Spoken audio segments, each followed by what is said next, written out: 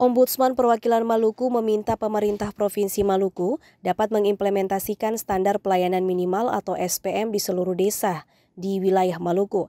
Kepala Ombudsman Perwakilan Maluku Hasan Slamet mengatakan penerapan SPM sebagai bentuk perhatian terhadap kualitas layanan dasar yang masih belum merata di tingkat desa.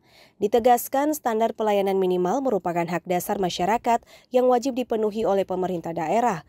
Hal ini merupakan perintah undang-undang. Menurutnya, banyak desa di Maluku yang belum mendapatkan akses pelayanan sesuai standar yang ditetapkan pemerintah pusat. Hal ini berdampak langsung pada kesejahteraan dan kualitas hidup masyarakat desa. Ya, Ombudsman Perwakilan Provinsi Maluku sangat mengharapkan sekali kepada Gubernur Maluku dan seluruh jajarannya untuk menginstruksikan kepada seluruh bupati wali kota untuk menerapkan SPM desa, karena dengan adanya SPM desa itu sistem penerapan standar pelayanan minimal di desa, maka peningkatan pelayanan publik di desa bisa dapat ditingkatkan.